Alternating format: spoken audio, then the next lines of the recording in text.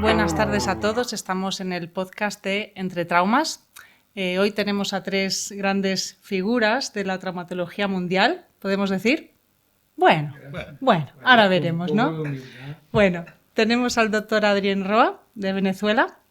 Tenemos al doctor Michel Oransky, ¿verdad?, que está trabajando en Italia desde hace muchos años, y el doctor Carlos Sancineto, del Hospital Italiano de Buenos Aires. Vamos a explicar a los oyentes cómo hemos llegado a teneros a los tres aquí juntos hoy. ¿Dónde empieza la historia, si es que podemos conseguir resumirlo para un capítulo de podcast? La historia comienza en el año 93, cuando lo conozco a Michel en un consenso de fracturas de acetabulo y pelvis en los Estados Unidos, y desde entonces establecimos una relación fraternal. Y Adrien se incorporó porque es discípulo de Michel, así que es la parte de la historia que deben contar ellos. Bueno, yo conocí a Michel en el año 2002, hace 22 años, por esta inquietud que tenía de que en mi país pues todas las pelvis no las resolvían como era. Y mi profesor, el jefe del departamento del hospital donde yo hice la residencia, el Hospital Militar en Caracas, conoció a Michel en un curso de pelvis en Pittsburgh, año 92, ¿no? Un curso Tendría que ver de Mata, ¿no? Con Le Tournelle. En Pittsburgh. En Pittsburgh. No, en Pittsburgh era Dana Mears. Okay. Y estábamos. Bueno, entonces me fui al meeting de la academia en Estados Unidos, en Texas, y lo conocí y fuimos a cenar. Ahí hicimos el enlace. Yo estaba en el 4º año de la residencia y fui a rotar con él 8 semanas en la residencia. Me quedé 10 porque me agarré unos días de las vacaciones para compartir con él y me enamoré de la pelvis. Después me regresé a Venezuela, hice los trámites y en el 2003 hasta el 2005 estuve con Michel formándome en esto, y hasta el sol de hoy hemos hecho una amistad increíble. Hablamos casi que todos los días por cualquier cosa. Y yo conocí a Sansi. Sí. Claro. Confirma. Y sí, confirma. Hablamos cualquier estupidez, cualquier cosa. Y Sansi pues lo conocí a través de Michel en el congreso que Michel fue era presidente de la Sociedad Ortopedia Italiana y era el director del congreso. Él me invitó, fui a participar, ahí conocí a Sansi y hasta el sol de hoy. Y Sansi hemos hecho una gran amistad porque a pesar de que Michel es mi maestro, mi mentor, Sansi también ha sido mi maestro, mi mentor en la región y a nivel mundial también me ha ayudado, me ha promovido, me ha dado un espaldarazo para que esté aquí y hemos hecho un clic increíble. Vamos a aclarar a los oyentes que tenemos aquí a estos tres médicos porque son cirujanos de pelvis, expertos en pelvis y acetábulo, y todos los años vienen a un curso organizado por el doctor Cano del Hospital Virgen del Rocío. ¿Cómo se establece esta relación de empezar a venir a España a enseñar a los cirujanos españoles a contribuir en este curso? ¿Cómo llegáis a este equipo? Se llega en general, como somos gente grande, por conocimientos de unos a otros, del boca en boca.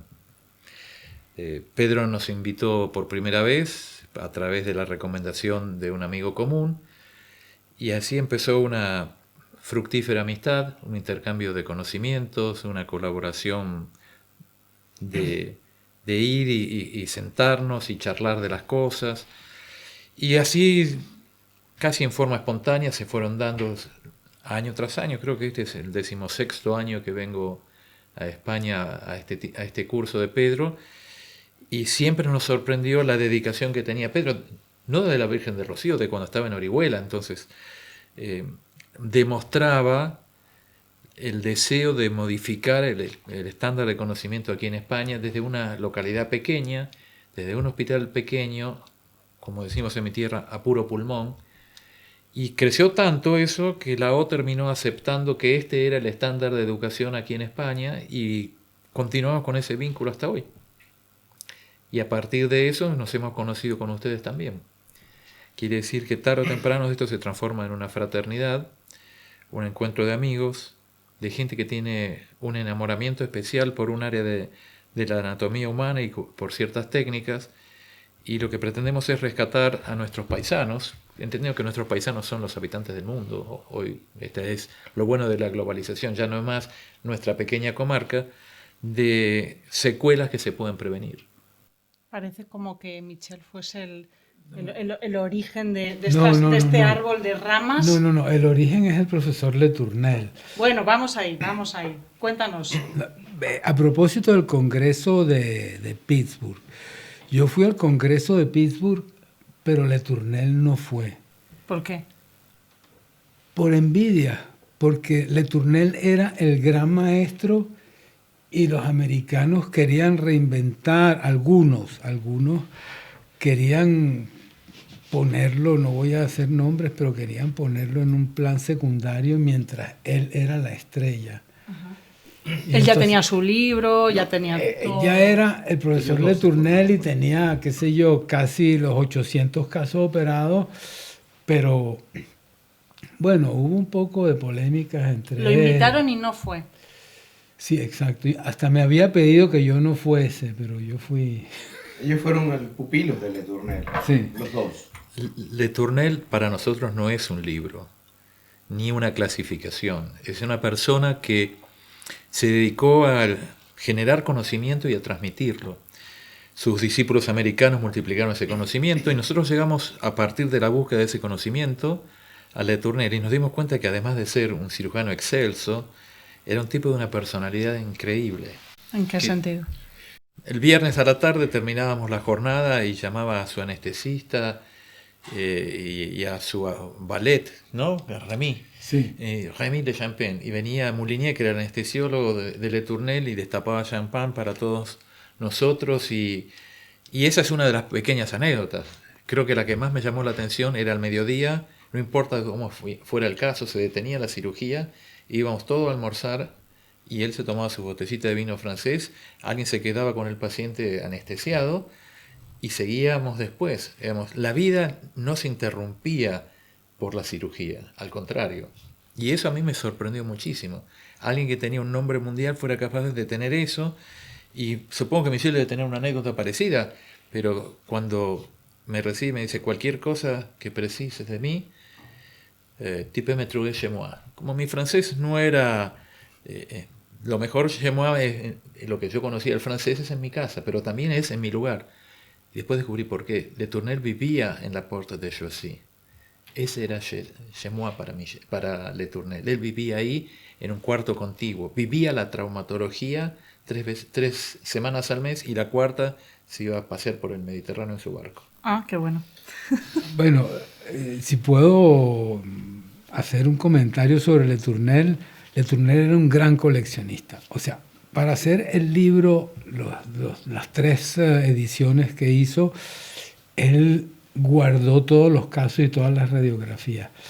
Y en la Porte de Choisy, al final del corredor, estaba a la izquierda el archivo. Y tú te metías en el archivo y estaban todos los comentarios sobre...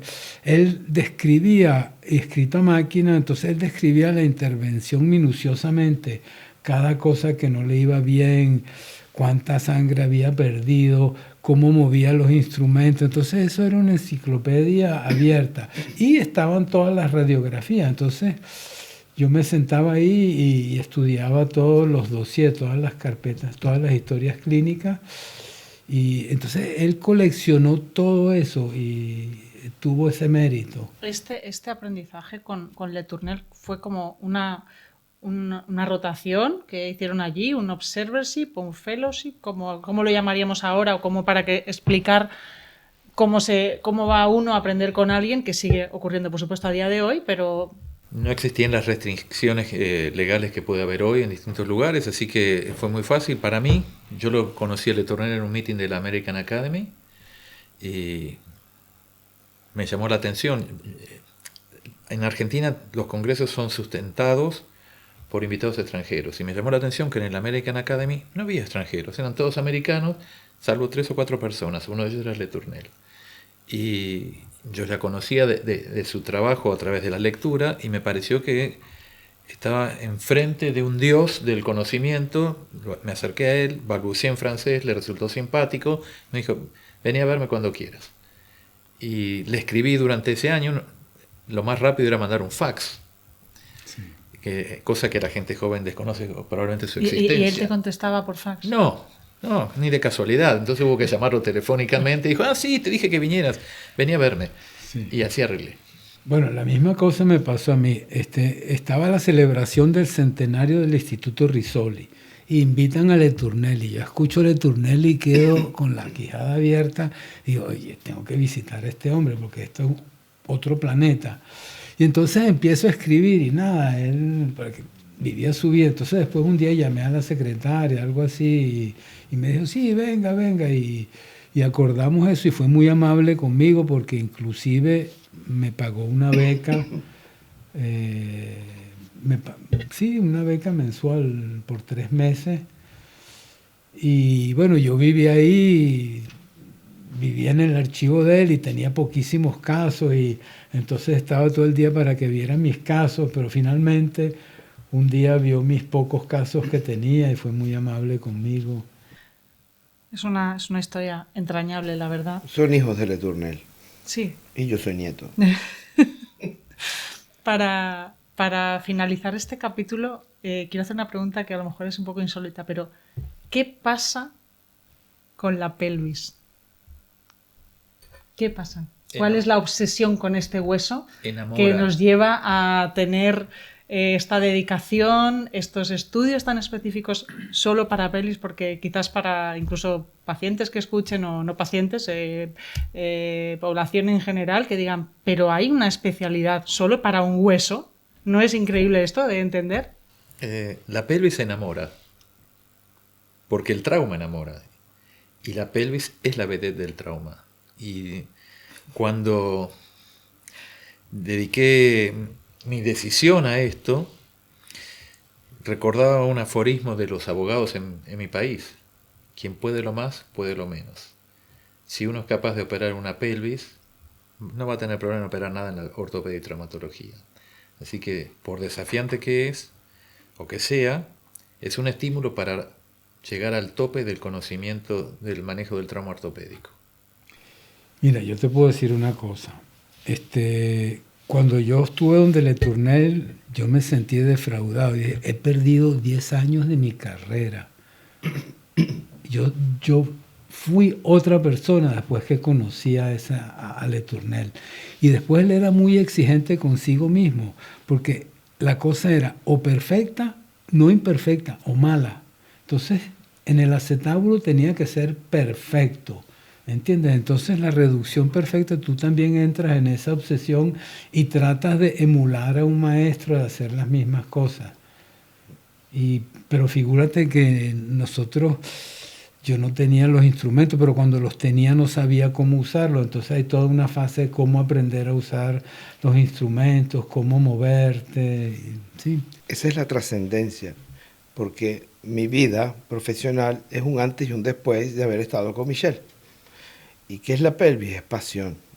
La pelvis es un deporte extremo, porque es una adrenalina. Para el que lo está operando. Para el que está operando es un deporte extremo porque estás con adrenalina full, y eso genera pasión. Y ver los resultados y ver que reduce un acetábulo y te queda perfecto, tú sientes una pasión y es increíble lo que se siente. La verdad que es adictiva, la pelvis es adictiva. Bueno, pues nos quedamos con eso, que la pelvis es adictiva. Y nada más, muchas gracias por participar en este podcast y continuaremos con algún capítulo más sobre pelvis. Esto es Entre Traumas.